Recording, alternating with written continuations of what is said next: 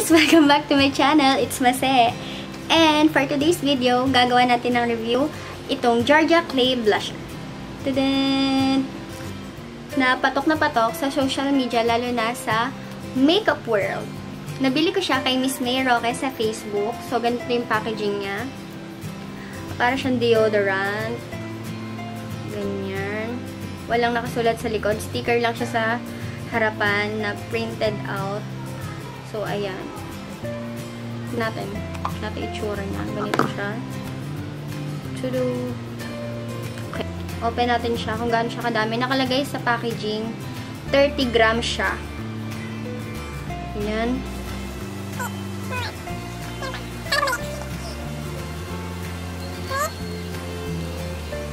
Okay. Todo na. Ganyan. Sabi, walang nakasulat kung saan siya galing or anong brand niya. Sa description ni seller about kay Georgia Clay Blusher is can be used as blush on, lip balm, and eyeshadow. So, 3-in-1 na siya. 30 grams, good for 1 year. Ito yung ingredients na nakasulat sa description.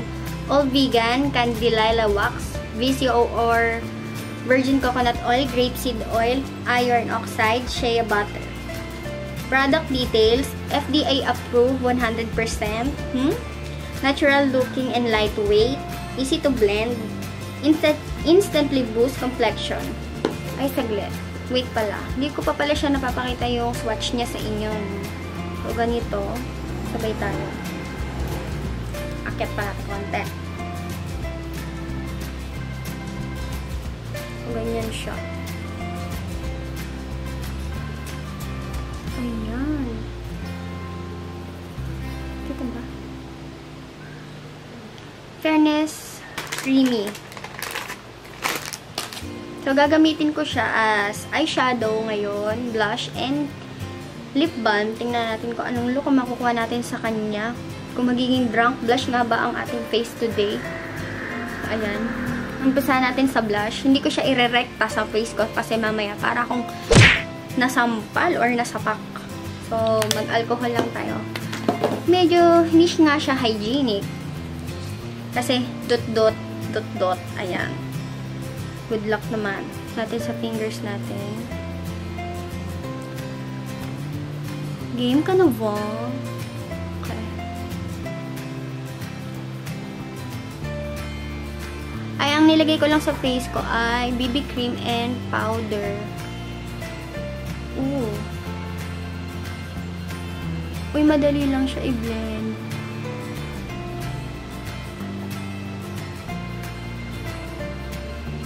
Kita ba? Kakapanood ko kay babaeng marang. Pati ako. Hawa na.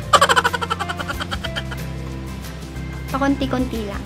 Kasi, mas madaling magdagdag kesa magbawas.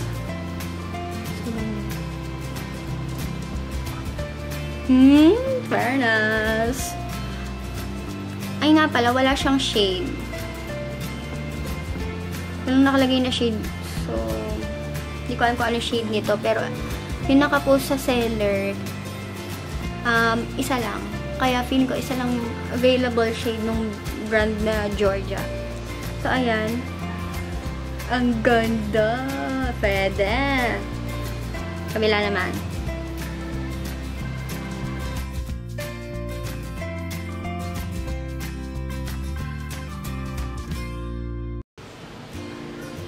Lagyan natin ng ilong. Fan na fan ako nitong drunk blush look. Kasi, nakaka-fresh talaga. Wag lang masobrahan, day. Konti-konti lang. Tsaka nabibuild yung color niya. Ang ganda. Fresh. Ay. Ang ganda. Hindi siya. Ang ganda, diba? Ngayon naman, lagay natin siya eyeshadow. Eyeshadow natin, girl. Parang siyang, ang shade niya, parang orange na ma-red, na may konting brown. Ganun yung shade niya. Ay. Diba? Close up ko kayo dun sa pangalawang mata, okay?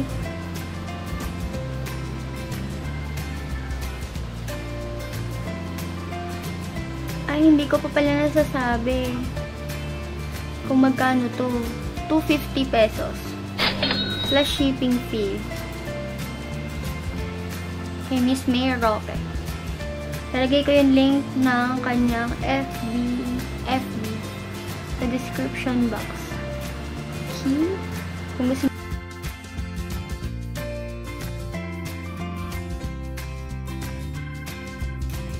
ngayon naman, tanggalin ko na yung lip tint ko. Okay, lagyan na natin ng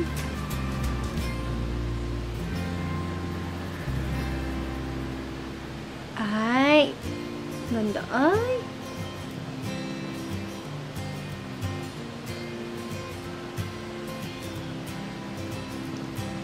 ang ganda.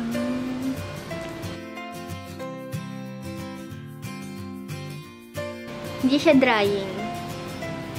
Fairness. Siguro kasi sa dami ng oil na sinabi doon sa ingredients. Hindi siya drying. So, ganito na ang na-achieve nating 3-in-1. Tatapusin ko lang ang makeup ko. And I will be right back again. Wait. Tchanan! So, tinapos ko lang yung makeup ko. Naglagay lang ako ng konting eyeliner, konting mascara, and highlighter. Yun lang. Ayan siya.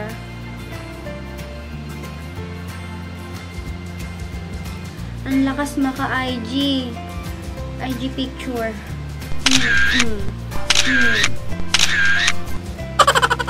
Ang masasabi ko sa kanya, napaka-convenient niyang gamitin. Kamay lang, pwede na. Basta,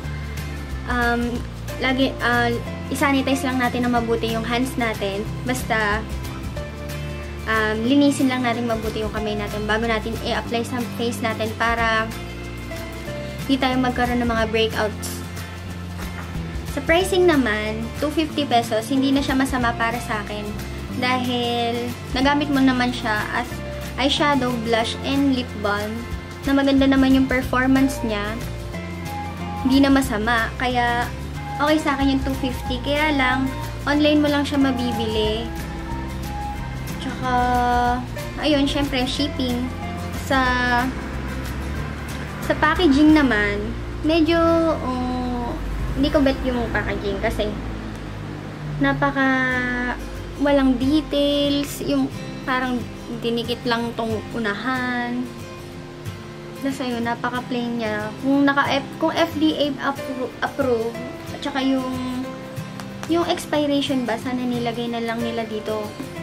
Medyo tagilid ako doon. Sana inayos pa nila yung packaging nila. Mas presentable sana. Sana next time baguhin nyo para mas maganda. Check na check din sa akin yung pagiging buildable yung color niya. Kahit beginner ka sa makeup, magagawa mo yung gusto mong color na gusto mong ma-achieve na color, and kung saan mo lang gusto siya ilagay. Bibigyan ka ng time para ma-blend siya. Hindi siya nag-i-stain na parang ganun. Parang may linya ba? Yung parang nag-stain. Ang pangit tingnan. Kaya, it's a plus sa akin yun. Kung lip balm naman, nag-stain siya. Ang ganda. Hindi siya drying. Tsaka na-moisturize niya talaga yung lips ko.